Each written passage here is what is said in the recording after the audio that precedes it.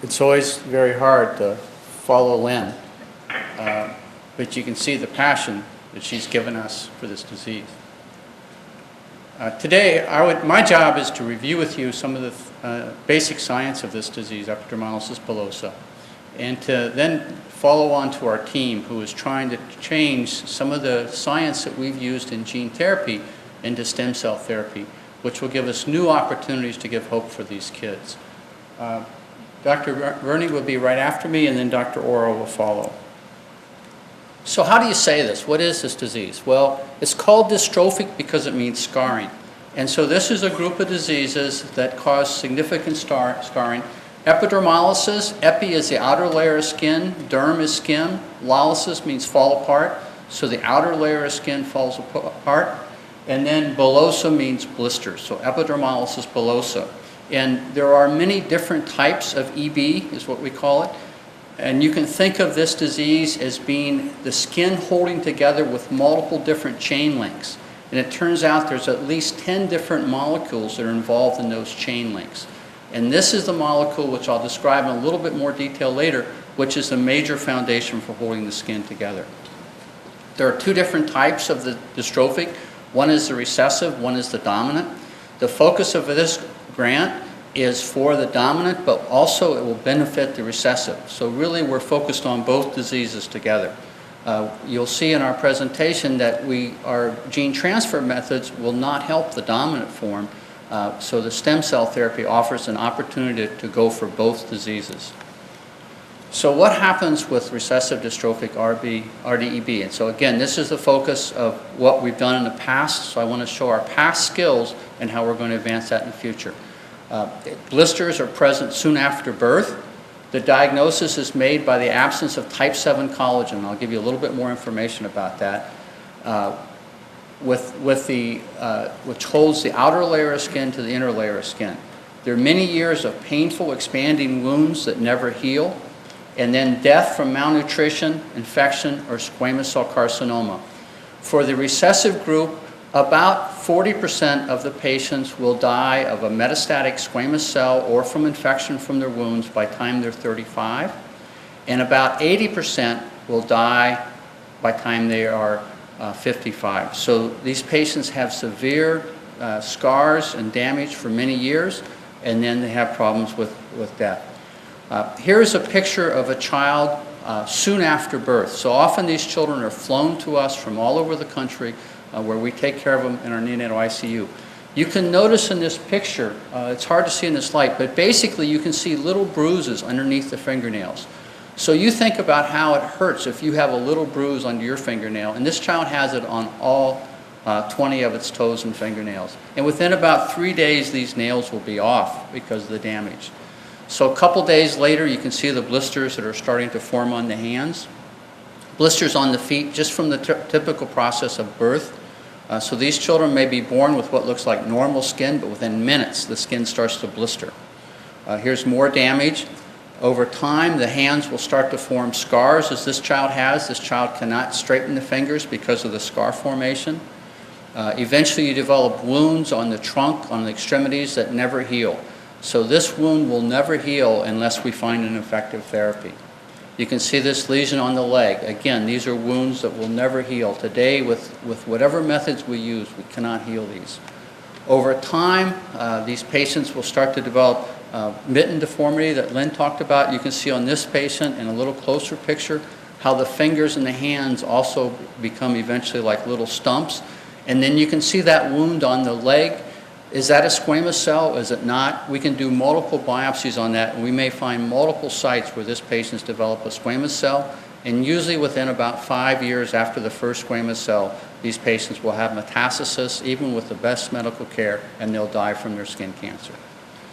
Dominant dystrophic is a little bit different disease. It's not quite as severe. Again, these patients have blisters soon after birth.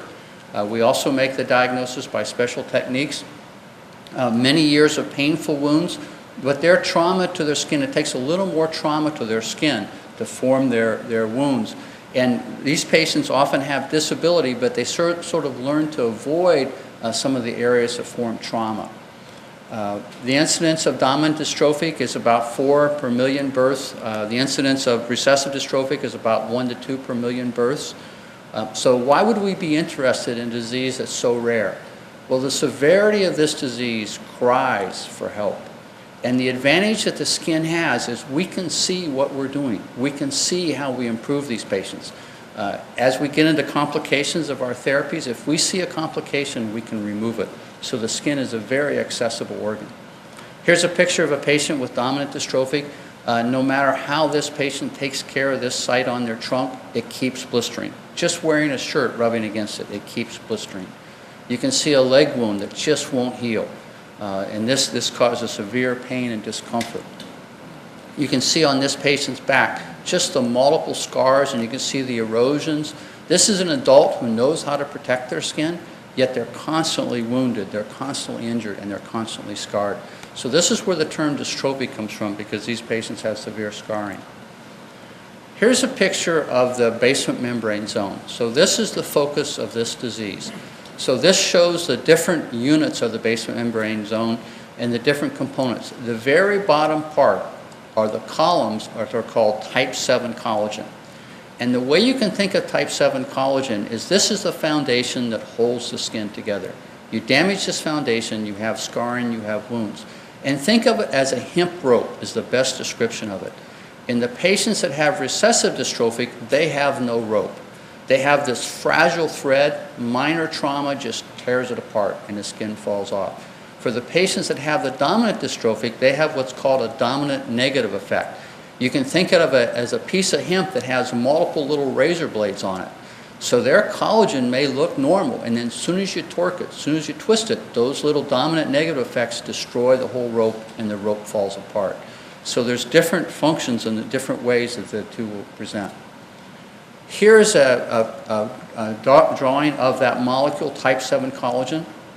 It has the largest number of exons of any molecule that we're aware of. It's a very complex molecule. On the far right of this slide, on the upper part, you can see the mutations that are associated with the recessive form. On the bottom, you can see the mutations that are associated with the dominant and recessive form. So in other words, we can have same mutations that can be associated with dominant or recessive. And you can see how once we have stem cell therapy that can correct this, we can go for both of these diseases. So it's a severe disease, RDEB, many years of suffering. Let me go back. And we've gained important knowledge about this disease over the last 22 years, allowing us to move forward on a therapy. Currently, we're working on a gene therapy program, and because of the complexity of working with the skin on animal models, we've developed two approaches. One way is we have our vector that carries the correct Type VII collagen, and another way we have our vector that carries the Type VII collagen plus another marker so we can identify where it is. Our process is to biopsy a patient's skin, grow those cells up.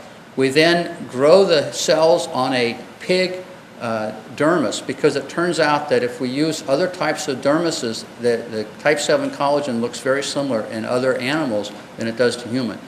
And so we graft the skin on the pig dermis, and then we're able to correct it first and then grow up the graft. And this picture shows what we're able to see. On the right side, the green confirms this is human.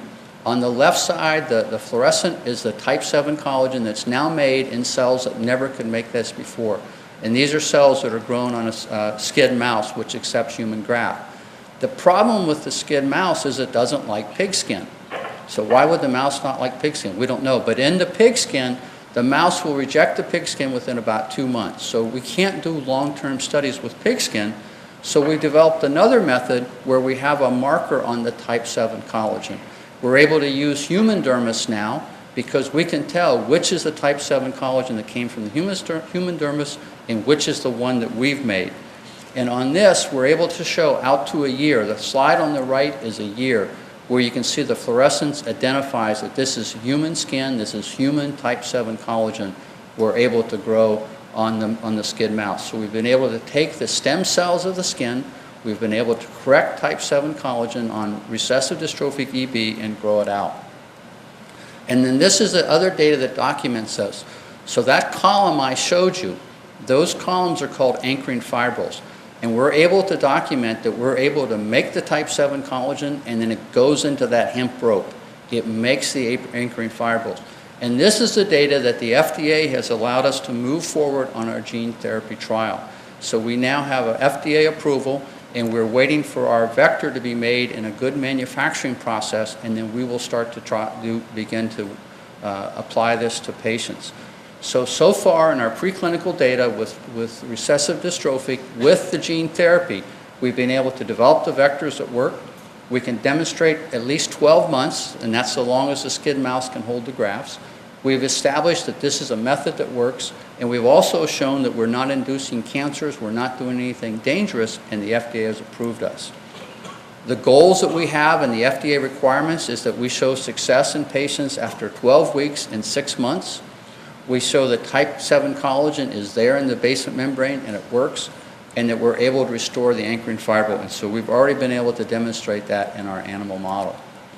What are the risks of gene transfer? Long-term risks are similar to that for stem cell therapy. Can we develop a skin cancer? The advantage again in the skin, if we see something different, if we see a skin cancer, we can remove it, we can take it off. Patients may develop autoimmunity to a protein they've never seen. What turns out that we can identify patients who have seen this protein, but they don't make it correctly. So that's part of the technology. Toxicity, graft larger areas is our goal. We want to try to treat the skin. The advantage that stem cells have, as you see, we may not have to just graft the skin. We may have other ways to treat these patients to have sort of a systemic therapy. I'd like to introduce Dr. Wernig and go forward. Thank you.